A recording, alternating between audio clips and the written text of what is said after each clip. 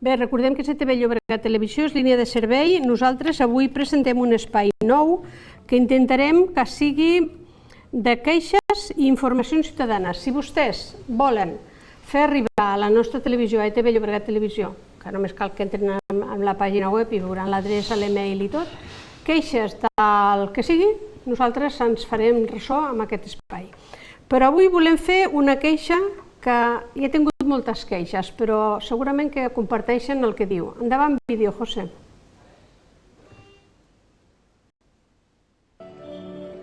Vamos a continuar con una canción que personalmente, a pesar de ser una vieja con camino, a mí me gustaría no tener que cantarla. Me gustaría que quedara obsoleta, porque la realidad fuese otra. Pero tal como van las cosas, no parece que este sea el camino. Es una canción que se llama Para y que más o menos dice: Padre, Padre, dígame que le han hecho al río que ya no canta, que resbala como esos peces que murieron bajo un palmo de espuma blanca. Padre, el río ya no es el río. Antes de que llegue el verano, esconda usted todo lo que encuentre vivo.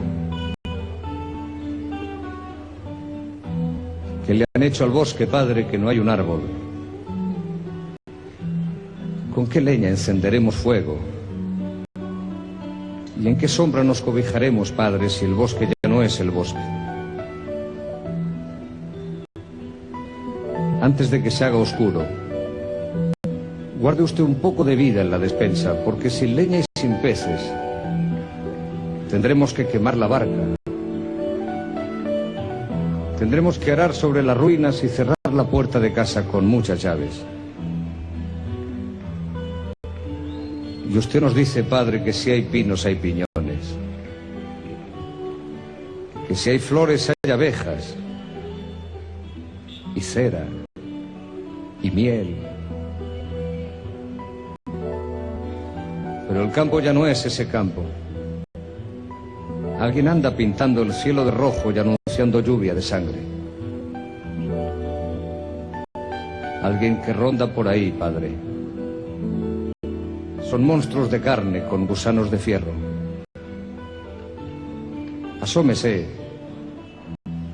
y les dice que usted nos tiene a nosotros. Y les dice que nosotros no tenemos miedo, Padre. Pero asómese porque son ellos los que están matando la tierra. Padre, deje usted de llorar, que nos han declarado la guerra. Es una canción... Es una canción que con mucha amargura y un tanto también de vergüenza yo quiero dedicar a esos canallas que queman nuestros bosques, ensucian nuestras aguas, envenenan nuestros alimentos y se enriquecen con las miserias ajenas.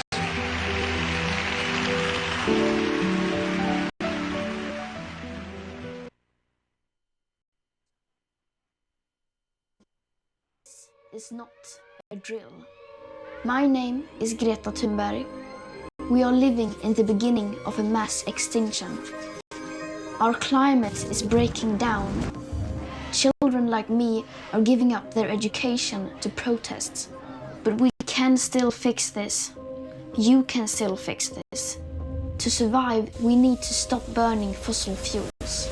But this alone will not be enough. Lots of solutions are talked about, but what about a solution that is right in front of us? I'll let my friend George explain. There is a magic machine that sucks carbon out of the air, costs very little, and builds itself. It's called a tree. A tree is an example of a natural climate solution. Mangroves, peat bogs, jungles, marshes, seabeds, kelp forests, swamps, coral reefs, they take carbon out of the air and lock it away. Nature is a tool we can use to repair our broken climate. These natural climate solutions could make a massive massive difference. Pretty cool, right? But only if we also leave fossil fuels in the ground. Here's the crazy part. Right now, we are ignoring them. We spend 1,000 times more on global fossil fuel subsidies than on natural-based solutions. Natural climate solutions get just 2% of all the money used on tackling climate breakdown. This is your money. It is your taxes and your savings. Even more crazy, right now where we need nature the most, we're destroying it faster than ever. Up to 200 species are going extinct every single day. Much of the Arctic ice is gone. Most of our wild animals have gone. Much of our soil has gone. So what should we do? What should you do? It's simple. We need to protect, restore, and fund. Protect. Tropical forests are being cut down at the rate of 30 football pitches a minute. Where nature is doing something vital, we must protect it. Restore. Much of our planet has been damaged. But nature can regenerate, and we can help ecosystems bounce back. Fund. We need to stop funding things that destroy nature and pay for things that help it. It is that simple. Protect, restore, fund. This can happen everywhere. Many people have already begun using natural climate solutions.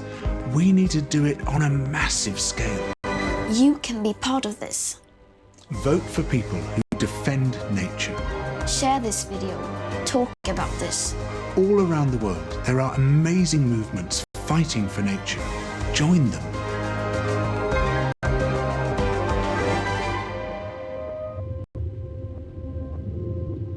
Everything counts. What you do counts.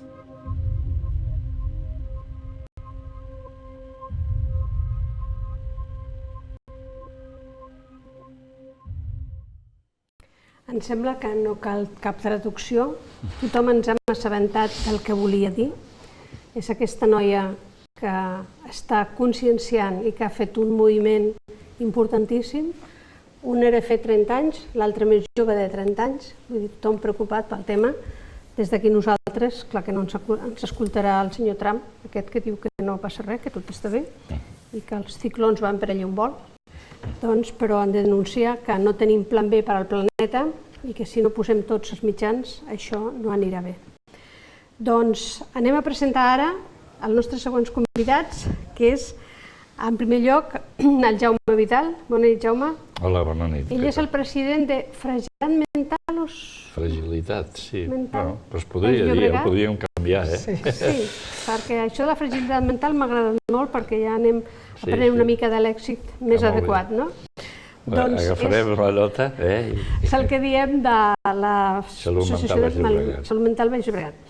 Avui tenim dos convidats i la nostra dinadora en cap, inseparable, que no la podem deixar perquè ella sense ella no faríem programa. Jo crec que no. Bona nit. Bona nit. I gràcies per la teva feina. Bona nit. Doncs anem a presentar primer a l'Anna Maria Esteve Aragall. Doncs bona nit. Bona nit. No diré l'edat perquè sembles més jove. Ah, la pot dir, eh? Ah, sí? Doncs vinga, 57 anys. Qui los pillarà, eh? És que... Qui los pillarà? No té cap... No sembla gens, no és veritat. Doncs ella és nascuda a Molins de Rei, viu, soc activista en la promoció de la salut mental, formo part de la companyia Teatre Brots i soc voluntària de l'associació Utopia. Soc vocal de la Junta de l'Associació Salut Mental Baix Llobregat, té una diplomatura en treball social i postgrau en salut mental col·lectiva.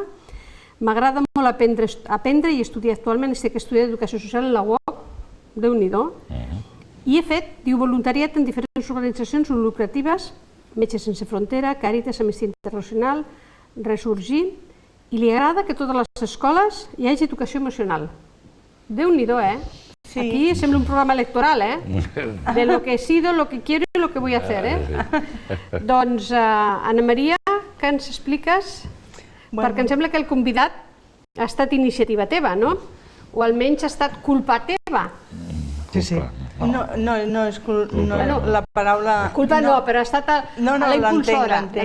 Això, la impulsora. Però ell pot dir, la culpa la d'ella que jo estic aquí, no? No, gràcies, Elana, agraït d'estar aquí.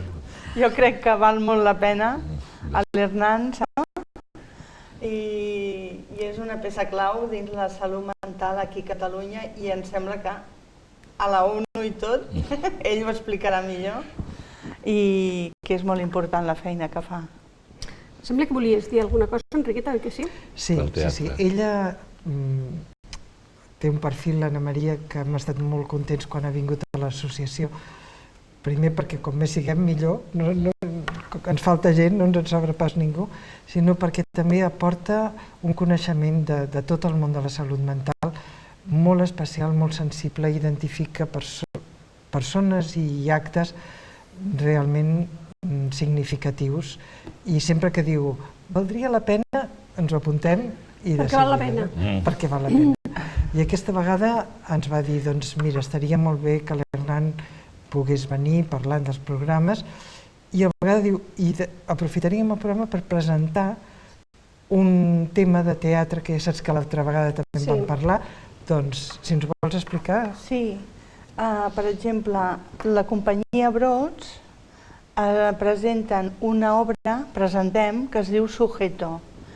El tema és sobre la contenció mecànica en salut mental. La contenció mecànica amb problemes de salut mental. I és com si diguéssim, estem en contra, clar, de la contenció mecànica i és una denúncia a l'obra. On es farà? La farem al Centre Cívic de Can Felipa el 16 de novembre. Això és a Molins? No, a Barcelona. A Barcelona, al Poble Nou. Els passes són a les 4:30 i a les 6:30. L'obra dura uns 30-35 minuts i val la pena veure-la. Llavors, una altra companyia de la qual formo part també és la companyia Diversa. Formem persones amb diversitat funcional i tenim una performance que també la presentem a la Biblioteca de Can Felipa del Poble Nou de Barcelona el dia 21 de novembre, el mes que ve, a les 7 de la tarda. Tindrem temps d'explicar-ho la segona vegada que vingueu. El segon dia ho tornarem a portar per recordar-ho. Recordar-ho perquè torneu a venir el primer divendres del mes que ve. Del mes que ve. Sí, molt bé, si ho recordarem tornarem a fer difusió. Això és entrada gratuïta, té algun cost per a... 3 euros i Diversa gratuït. Vale, molt bé. Si vols, m'expliques per què estàs en contra o que esteu en contra de la contenció mecànica? M'ajudes, no? Comença tu i jo t'ajudo tot el que vulguis. Sí, la contenció mecànica és un tema molt antihumà, creiem, és antihumà, perquè la persona no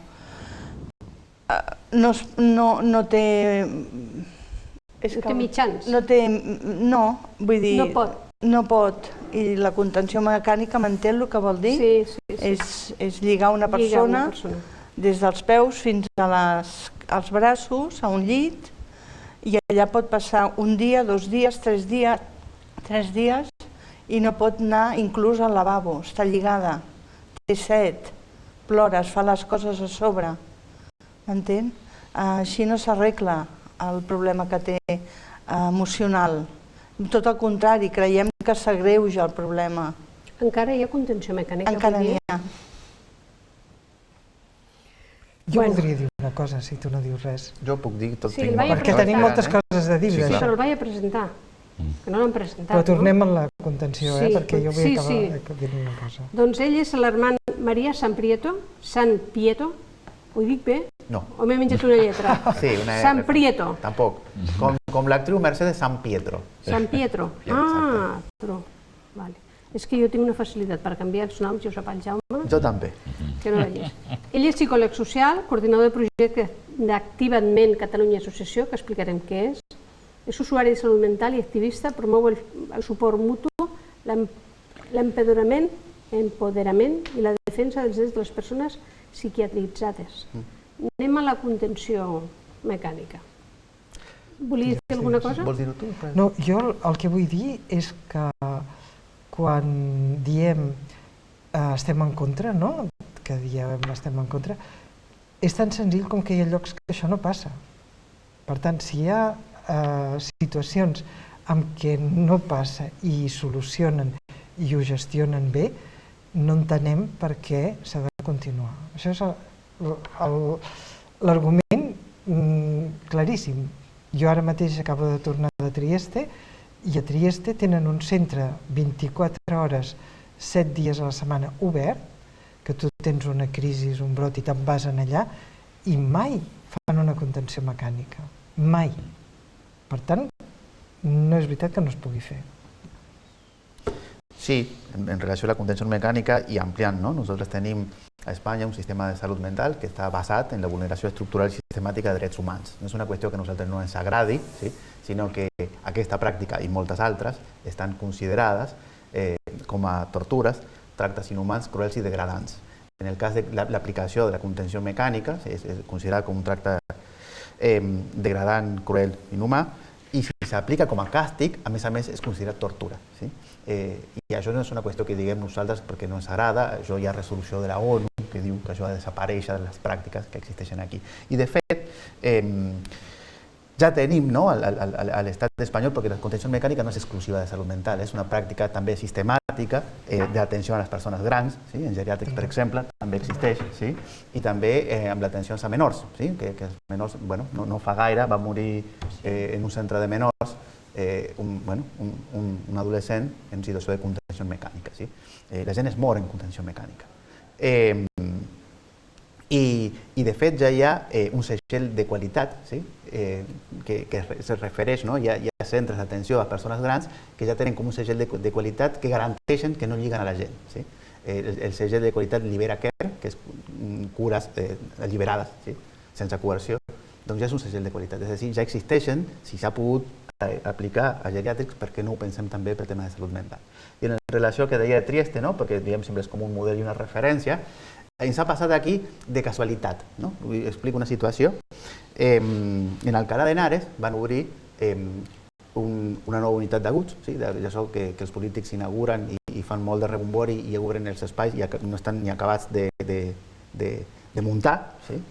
I explica una psiquiatra, Olaya Fernández, que ella era una persona que estava acostumada a fer aquest tipus de pràctiques perquè li havien ensenyat que això era el que s'havia de fer i resulta que van obrir aquesta unitat i no hi havia correes. Resulta que no hi havia. I aleshores deien, i ara què farem? No? Què passarà aquí? I no va passar res. No? Van haver de tenir altres maneres d'abordar les situacions i no va haver ni més actes de violència, ni d'agressions ni d'autoagressions. No? Simplement es van adaptar a funcionar sense la mesura coercitiva. I aleshores la conclusió que diu és que aquesta idea que s'utilitza, no? com a argument per aplicar-les, no? Que el pacient agitat, no? Que s'agiten perquè lliguem i no a l'inrevés. Bueno, soc argentí i parlo molt, ja No, però ja està bé i a més és un tema que no n'havíem parlat mai. Jo quan tu has donat dic, ui, me l'ha puesto en bandeja, este tema perquè, bueno, tothom en passa de coses amb la seva família i les seves coses i també sap una mica de què va. Voldríem que ens expliquéssiu activament .org, què és això? Mira, ja, això és la nostra web, activament.org és la nostra web. Nosaltres som ho dic així perquè si entren i veureu què és aquesta... Activament som una entitat que diem de salut mental en primera persona. Això vol dir constituïda, dirigida, autogestionada per les pròpies persones que van passar o estem passant un problema de salut mental. I ho diem en un sentit molt ample, persones psiquiatritzades, persones amb l'experiència del trastorn mental, persones amb diversitat mental o patiment psicològic, les persones es poden definir de moltes maneres. I bàsicament som una entitat que ens mirem en altres col·lectius que han fet anys enrere, dècades enrere, molta tasca. Nosaltres, per exemple, també tenim com a referència, per exemple, el suport mutu del que va ser Alcohòlics Anònims, tota la tasca per produir canvis socials, fins i tot a nivell legislatiu, que va ser el col·lectiu LGBTI, tota la tasca que van fer també les dones per fer processos d'empoderament col·lectius, i bàsicament són els nostres grans eixos de treball, el suport mutu, l'empoderament i el canvi social. dins del que és l'eix de suport mutu, els grups d'ajuda mútua, aquests espais d'escolta i comprensió, que no són grups terapèutics, no tenen un professional dient-li a la gent què ha de fer, què no ha de fer, etc. Sinó que és per compartir els aprenentatges, les eines, els recursos que les persones per experiència hem anat adquirint, i en el qual totes les persones podem rebre i donar recolzament als altres. Perdona, aquesta és una figura que molts hospitals estan incorporant en determinats tractaments. En les operacions cardíaques tenen el pacient de suport o el pacient acompanyant perquè li expliqui a l'altre pacient cap a on què passarà, com anirà i com es trobarà. És un model semblant, però no és ben bé. Nosaltres també recolzem això. Aquí a Catalunya s'incorporarà ben aviat, perquè ja està en el pla estratègic i el pla director de salut mental i addiccions, que és la incorporació de la figura del suport entre iguals, que és, diguem, com un expert per experiència. Això sí que està. No és exactament el mateix, perquè, diguem, en aquest cas és una figura professionalitzada. Bueno, no sempre, necessàriament, però la qüestió és que en la gent de suport entre iguals és una persona, diguem, que el recolzament va d'un cap a l'altre. I les altres, els espais de suport mutu, el que es pretén és que tothom participi d'una xarxa en el que dona i rep. Són cosins. Sí, similars. Sí. Però vosaltres, el dia 17 de març, us vau anar a on? A la ONU, no? Sí. Com a organització. Només una cosa, Mary, abans de seguir, perquè ja que l'Helena no ho diu, jo crec que és molt significatiu que ho diguem, que les persones que formeu activament no són ni 100 ni 200, ni 300, ni 400 ni 500. Són més de 600 persones autoorganitzades. Crec que això... Déu-n'hi-do, Bueno, nosaltres vam començar el 2011, ara la setmana vinent celebrem 8 anys. Vam començar 6 persones que ens reuníem en un bar i actualment és això, som 620 persones, treballem a 15 ciutats, tenim 21 grups d'ajuda mútua funcionant, n'hi ha 18 projectes, hem explicat aquest, perquè és com l'origen, el llavors de tota la resta. Bueno, sí, això. Val la pena aquesta dada, és important. I aquí al territori, diguem, la nova delegació territorial d'Activament, esperem que al novembre estigui jurídicament constituïda aquí al Baix Llobregat. Encara estem veient la seu, probablement sigui Cornellà. A Màlaga en teniu? A Màlaga. Sempre us pregunto de Màlaga, jo. A Màlaga? Només estem a Catalunya. Bueno, doncs a veure si... A Màlaga n'hi ha també activisme en primera persona. No massa. T'ho dic per experiència personal d'un familiar. I no fa gaire, oi? Sí, no fa gaire, que ara estem amb aquest tema. Bueno. Ja està, perdona, no ja pots tornar al tema. Per això deia que tot el tema de fragilitat mental, qui no la té que es prepari, i aquell que la té que trobi ajuts i organitzacions que la treballen. Parlem de que vau anar a la ONU a demanar què, a portar què?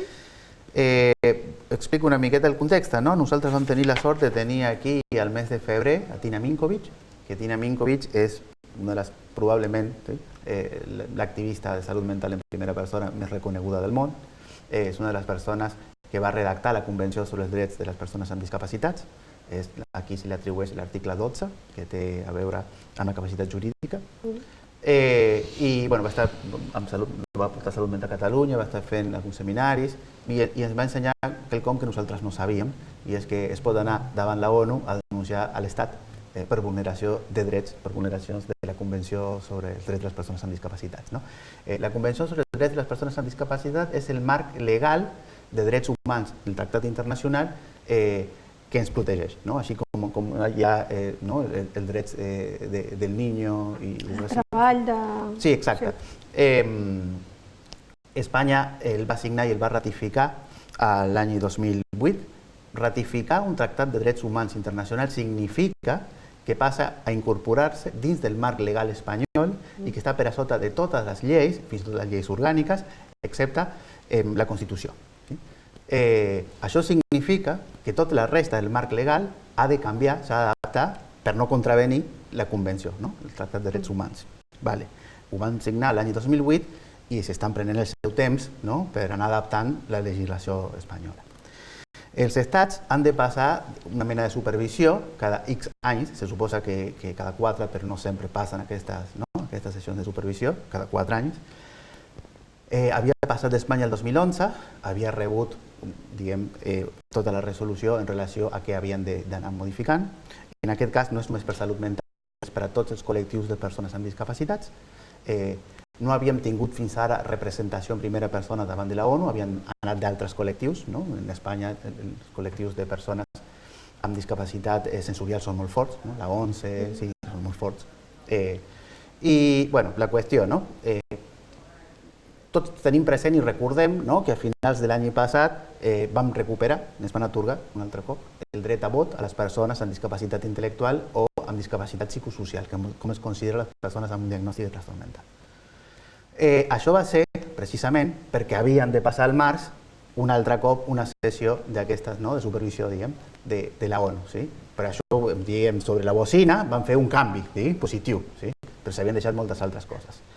I com ens van informar que podíem presentar un informe alternatiu, sí, al que presenta l'Estat, doncs vam treballar conjuntament amb una altra entitat semblant a nosaltres d'Astúries, Yerba Buena, vam treballar amb el recolzament de Tina Minkovic com a supervisió jurídica i d'Antonio Luis Martínez Pujalte, que és un catedràtic de drets de discapacitat. Vam fer un procés participatiu per recollir diferents vulneracions de drets que la gent pogués explicar les seves experiències, per fer tot un repàs de la legislació espanyola i trobar els articles determinats de la legislació que són contraris a la Convenció. Vam preparar un informe, el vam enviar i a més vam anar a la ONU amb una petita representació, jugant amb l'avantatge de la carta de presentació de Tina Minkovic. Aleshores, no només vam anar, diguem, al procés, com una mena de procés jurídic ràpid de 2 dies, sí? Sinó que vam tenir la possibilitat de trobar-nos personalment amb molts membres del comitè prèviament. Aleshores, tens molt més de temps per poder explicar, portar... Bueno. La delegació del govern espanyol que va anar va ser un desastre, no? Sincerament, sembla, no?, que la ministra Carcedo no s'havia ni llegit la convenció, perquè va dir coses, no?, les vedors internacionals que hi havia per allà que ho explicaven a les xarxes en viu, no? I estava Human Rights Watch, per exemple, i deia en desmayo del que està dient, no?, la ministra de Sanitat. No? I, bueno, com a resultat de tot això, sí, diguem, al mes de maig hi ha una resolució ja de la ONU que especifica, de tot el que vam portar, pràcticament tot està recollit, i especifica qüestions del marc legal espanyol que ha de canviar. Sí? M'he recollit algunes, jo no soc especialista legal, i m'he recollit algunes per tenir-les present. No? Com per exemple, l'article 156 de la Llei Orgànica 10/1995, que és, diguem, la que regula les esterilitzacions forçoses. Sí? Les persones incapacitades per motius de salut mental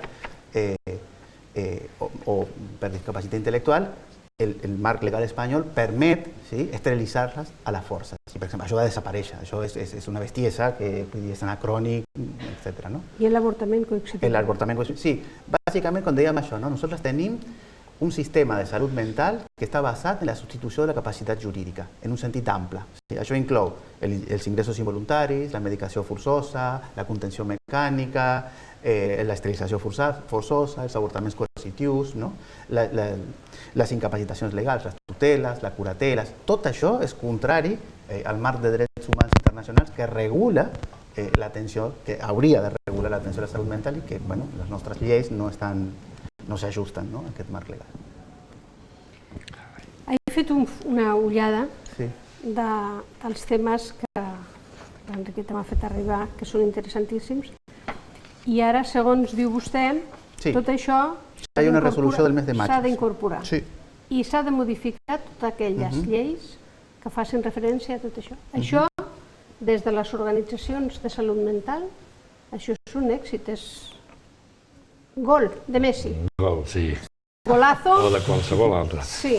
En aquest cas d'ell i de la seva d'allò. No, evidentment, s'ha de veure com això s'acaba implantant. Amb el barri-barreig que tenim ara, doncs penso que pot ser molt interessant que hi hagués algun grup polític que es fes càrrec d'aquesta dinàmica. De fet, sí, abans de la dissolució de les Cortes, que hem hagut en aquest procés electoral que no s'acaba mai, a nivell de l'estat espanyol, es va presentar, vam elaborar, vam col·laborar en la redacció, amb els mateixos grups i a més es va incorporar en primera persona, que és la Federació Andalusa. Vam fer tot un equip per poder elaborar un avantprojecte, ho diré en castellà perquè la llei és anteproyecto de ley orgánica de derechos en el ámbito de la salud mental.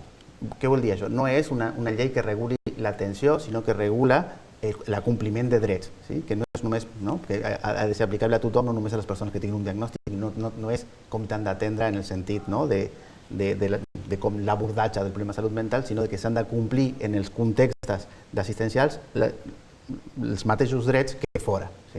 És com un espai gris, els espais d'atenció a salut mental són un col·lectiu asterístic, que els drets humans són iguals per a tots, excepte per nosaltres en aquests contextos. Doncs això ha de desaparèixer. I aquí hi havia ja un avantprojecte de llei que especificava tot això que està dit en un text de llei orgànica.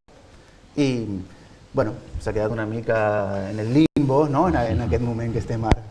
És que, no sé si ho recull perquè no m'he llegit tot, però les persones que tenen fragilitat mental no tenen els mateixos drets d'assistència sanitària que altres malalties que hi ha a la sanitat pública. No en tenen. Això és una realitat. No està desenvolupada, no hi ha recursos, no hi ha possibilitats, i ho dic per un familiar meu. Vull dir que quan te toques, quan veus que això està en pañales, que no s'ha desenvolupat res. Per tant, ja està no està rebent els mateixos drets que tenen altres. I quan aquest malalt o aquella persona ha d'anar a un altre lloc, no n'hi ha. Públics no n'hi ha. I fora del sistema sanitari també, per exemple, també està especificat en la resolució de la ONU que hi ha diversos programes que específicament exclouen a persones amb un problema de salut mental. I estem parlant, per exemple, d'atenció a víctimes de violència de gènere, que a vegades, diguem, molts problemes de salut mental, molts, tenen a veure, són una conseqüència de diverses violències viscudes al llarg de la vida, abusos, maltractaments, exclusió, i resulta que t'arriba un diagnòstic i el fet de tenir un diagnòstic et deixa fora del circuit que podria abordar aquestes altres dificultats que t'han portat a tenir un problema de salut mental. Si heu fet algun contacte amb algun grup polític ara d'aquests que es presenten, t'ho dic perquè em sembla que el dia 9 ve el Pedro Sánchez a Barcelona i podíeu enviar a veure-li i enviar-li un... a veure si ho agafen, no? No, el grup parlamentari que va cridar, va fer una crida pública, nosaltres vam col·laborar, tenien un nom molt llarg, en Comú, Unidas Podemos, en Comú, Podem, en Marea, era llarguíssim. No només a Barcelona, a nivell estatal, era tota la coalició gran a nivell estatal. Sí, Podemos de l'Estat, que diem. Sí, i tota la coalició és qui van promoure aquest avantprojecte de llei que dèiem abans, que de moment s'ha quedat per allà. I, sí. Però no és una qüestió partidària, és una qüestió de... No, però vull dir que és el moment d'ara, fins i tot a tots els que es presenten, enviar i dir això o en tomareu o no en tomareu. Però és el que diu ell, és una qüestió de drets humans, Més que partits, és de drets humans, és de tot el món. Però quants drets humans són vulnerats amb llei de drets humans? També té raó. Vull dir que això, jo tinc dret, però el podré exercir aquest dret? En paper ho aguanta tot, diuen, La Constitució ho aguanta tot, però després, el desenvolupament... Aquesta seria una bona pregunta. Serem a temps que aquest plegat sigui edificat com cal i el que deies tu de la teva pròpia família no passi i que nosaltres puguem també entregar aquest paper i que tothom en faci cas, com és lògic, no? És que això, és el que diu ell, són drets humans. Sí, però els drets s'han de poder exercir, no solament amb un paper. Un exemple concretíssim és la LISMI, que és aquesta llei que regula, se suposa que promou la contractació de les persones amb discapacitat al mercat ordinari. Primer, que si contracten algú mai és una persona amb una discapacitat psicosocial, que és com es diu la discapacitat per motius de salut mental. Sempre presenten altres tipus de discapacitats. Però és que a més no l'està complint ni cap empresa privada ni tan sols l'administració pública ho està complint. Per què? Perquè no hi ha cap mena de sanció al seu no acompliment. Quin sentit té una llei que no té conseqüències al seu no acompliment? Això no és una llei, això és una declaració d'intencions. I en moltes d'aquestes regulacions... I l'abús que es fa amb persones que tenen fragilitat mental respecte a aquests llocs de feina. Sort de les vostres com la vostra organització que treballen i donen suport, però hi ha molts malalts i hi ha moltes persones que pateixen aquest tipus de malalties que no estan associades a cap associació i van d'un lloc cap a l'altre i maltractats d'un lloc cap a l'altre. Aprofito per dir que, evidentment, organitzats molt millor. Esclar, nosaltres cada vegada, per exemple, l'Anna Maria, que veureu que està a la nostra associació i ella marcarà allà la pauta de tot un seguit de... perquè ho té molt clar, ja ho ha demostrat, no? I a més, quan actua, és una altra demostració, una altra qualitat del que cal fer perquè això arribi a ser tan natural com... Per tant, també s'hauria de fomentar l'associacionisme a les organitzacions. Vull dir, produir canvis, aquest concepte d'empoderament que sembla que com fes-te responsable tu sol, diguem, això no funciona així, no? Els processos col·lectius d'empoderament tenen a veure precisament amb la força col·lectiva. Com vam aconseguir drets laborals? Perquè ara treballem màxim 40 hores, tot i que ho estem perdent, no? Diguem, això va ser tot just que estem acomplint, no? Ara aniversari de la huelga de la canadenca. La canadenca, sí. Doncs precisament, no? Vull dir, si la classe obrera va aconseguir drets tan bàsics com tenir dies lliures, treballar només 40 hores, és perquè al seu moment hi havia sindicats que eren forts, sí? Bàsicament. Si no fos pels moviments sindicals, que ara s'han pervertit molt, però si no fos pels moviments sindicals no tindríem drets laborals, sí? I exactament igual passa si volem generar canvis, perquè abans era un delicte ser gay i ara el delicte és l'homofòbia, sí? Precisament perquè són un col·lectiu fort, molt ben organitzat, que han fet molta pressió política, sí? Doncs exactament igual estem nosaltres, anem 20-30 anys més tard, diguem, no? Però en aquest moment jo crec que aquesta tasca ja s'està fent. Jo des d'aquí faig una crida a totes les persones que tenen fragilitat mental a les seves famílies que s'associen.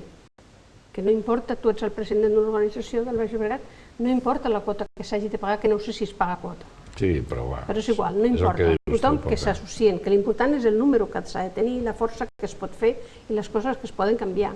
Que costa molt, és un col·lectiu que sé que costa donar el pas d'associar-se. No és la nostra experiència. Sincerament, i vull dir, jo crec que, diguem, té molt a veure amb les maneres de funcionar, no? Històricament, diguem, hi ha hagut molt de paternalisme en relació a les persones, això, sí. A mi, per exemple, a mi la idea de fragilitat mental em sembla que totes les persones són fràgils, totes les persones són vulnerables i totes les persones són susceptibles davant de determinades circumstàncies de trencar-nos, sí? Vull dir, no és una qüestió de diferència qualitativa, no? La qüestió és que un cop que t'arriba o t'identifiquen com qualitativament diferent, que és el que fan els diagnòstics psiquiàtrics, que et pensen com qualitativament diferent, aleshores sempre algú decideix per tu, o sempre algú sap més que tu que necessites, que et fa falta, no? I en molts espais històrics d'entitats, doncs el lloc sempre era el mateix, trobaves un altre lloc diferent, diguem, no? I aleshores, evidentment que a la gent li costa molt associar-se a un espai així, sí? Jo crec que en temes de salut mental una qüestió fonamental i en general dels col·lectius oprimits han d'afavorir l'empoderament real, i l'empoderament real significa que les persones tinguin veu i vot, que tinguin poder de decisió estratègica, no de coses petites, no de quina pel·li mirem el proper cinefòrum, sinó de qüestions més grans i que tinguin responsabilitat real dins d'aquests espais. I aleshores funciona diferent. És que deia, nosaltres vam començar 6 persones amb 0 euros de recursos, reunint-nos en un bar, i en 8 anys són més de 600 persones. Vull dir, la nostra experiència és que amb altres models de funcionament la gent sí que li troba un sentit. Per això ha estat un procés evolutiu, també, perquè vostè i jo coneixem persones que tenen... Jo tinc fragilitat muscular, no tinc força per fer segons quines coses, però a mi m'agrada això per no estigmatitzar el tema de malalts mentals. Vull dir, penso que hi ha coses que les han d'anar canviant, no? Vostè sap que a moltes persones se'ls falta reconèixer la seva pròpia malaltia. Jo no em sento malalt. Bueno, la seva fragilitat, o la seva diferència, o la seva... No sé com dir-ho, la paraula correcta, No, la qüestió és... Un reconeix, en alguns casos, el seu patiment. Unes persones són conscients de que patim, això no ho podem negar. També podem reconèixer que a vegades poden tenir limitacions que altres persones no tenen, que determinades circumstàncies es poden afectar més que d'altres, per exemple. O que tenim algunes maneres diferents de funcionar. Persones que tenen percepcions diferents, aquestes coses, un pot reconèixer això. La qual cosa no significa que tinguem una malaltia. Pensar-te de manera malalta, com un malalt, i més com són les característiques del diagnòstic de salut mental, que per definició el trastorn mental sever vol dir greu i crònic, t'has de pensar per a tota la teva vida. Tot i que no tinguis més sintomatologia o que la sintomatologia vagi i torni, sí? O que fins i tot moltes persones la poden incorporar a la seva vida i tot i que tingui sintomatologia, jo continuo tenint símptomes, però faig la meva vida, sí? I jo no em penso com malalt, sí que sé que tinc, no? Puc tenir algunes barreres, algunes dificultats, qüestions que m'he de cuidar, sí? No sé, a mi, jo, consum de tòxics, m'he de cuidar més que altra gent perquè això em faria molt de mal. Sí? El tema de la son, he de tenir molta cura si se me comença a anar perquè tindria conseqüències. Sí? Però això no significa que jo estigui malalt. Jo no penso que ara mateix... Me referia amb el concepte. Sí, estic d'acord amb ell perquè jo també tinc... Bueno, sí, però jo al dia això potser no és la paraula ben de demanar disculpes, però sí que costa acceptar que tens certes limitacions i que t'has de cuidar d'això. Clar, passa que, vull dir, a diferència, per exemple, de dona que t'atribueixen el teu gènere de naixement o una persona racialitzada que t'atribueixen ser negra des que neixes, en el cas de salut mental el diagnòstic t'arriba en un moment determinat de la vida. I en aquells moments tu ja carregues totes les significacions negatives associades a la bogeria o al trastorn mental o a la malaltia mental. I costa molt de mirar-se en un mirall d'aquesta mena, però perquè té tota una càrrega de prejudicis. A mi el que em va passar quan jo vaig passar per un ingrés és que jo no em vaig relacionar amb ningú, perquè jo pensava que tothom està pitjor que jo, i després descobreixes, quan et relaciones en altres contextos, que tothom estava pensant el mateix. Per què? Perquè ningú es pot identificar amb l'imaginari social de què és la bogeria. Jo voldria afegir que a vegades quan diem... És que jo ho he dit també, al principi ho deia, ser conscient que pateixes alguna cosa. Jo he evolucionat una mica i penso que no és pensar que ets conscient que tens una malaltia, sinó que la malaltia és a nivell diagnòstic pels metges i pels psicòlegs i els professionals de salut. I a vegades per les famílies també, no? No, la família és com la persona que ho pateix. La família li dius, el seu fill té esquizofrènia. L'únic que fa no sap què és. És un diagnòstic. El que hem de ser conscients és que estem patint, però que això fluctua amb el temps. I que no és... Tenim un brot, però no el tenim cada dia. L'hem tingut un, pot ser a la vida, o dos, però no vol dir que estiguem... El que té la malaltia del Crohn també té brots. Sí. I no té l'estigma... Però és diferent, no? I el que és diabètic pot tenir baixades de sucre i es pot morir. Sí, però és diferent, és diferent. Vull dir, m'agradaria recollir, ha dit l'Anna, dues idees molt maques. La primera és que en salut mental els diagnòstics són heurístics. A ningú li fan una prova biològica per saber si té un diagnòstic o té un altre, són diagnòstics clínics. I a més, varien moltíssim per criteris molt petits, molt a vegades arbitraris. Un heurístic vol dir que és una hipòtesi de treball, orienta intervencions possibles. Això és un diagnòstic en salut mental. Posem un nom per saber ara com abordem això, però no tenim mesures biològiques per poder fer una equació de com hem d'intervenir. És assaig i error. I el problema d'aquest assaig i error que a vegades ho essencialitzen com si de debò fos com una diabetes, però per dir, la diabetes tu fas un anàlisi de sang i saps exactament la quantitat d'insulina i pots mesurar per veure si l'efecte ha sigut el desitjat. Això no va en salut mental així. I el problema és que l'única manera de saber com està funcionant és que et prenguin en compte, que et diguin, t'està anant bé o no s'està anant bé. És que no hi ha una altra manera de saber-ho. I aquesta part és la que està faltant, bàsicament, en el nostre sistema assistencial. Jo crec que perquè ja veus que aquesta conversa podríem seguir. Jo recordo perfectament la primera vegada que vaig conèixer l'Anna Maria, que en un programa de ràdio va dir la consciència, i al cap d'uns programes va dir no, la consciència vaig més enllà, jo vull estar bé, no? Que dèiem això. El que jo crec que és molt, molt important és que la veu la tenen ells, no? Hauria de ser. No, que us esteu expressant moltíssim i ja no hi ha qui parli per ells, ja no es pot fer això. Això ja han agafat la veu i ja no hi ha manera de tornar enrere. Jo crec que això... Sí, però hi ha famílies, tinc amigues, a nivell de carrer hi ha molt de patiment. Això totalment d'acord, Anna Maria, però ja hi ha una força que tenim... Sí, un tsunami que diuen. Mira, jo he estat ara, deia Trieste, al Congrés de l'OMS, precisament dintre del marc dels drets, ells deien drets humans, bones pràctiques d'atenció. I hi havia gent de tot el món, Nova Zelanda, Los Angeles, Nigèria, Catalunya, de tot arreu.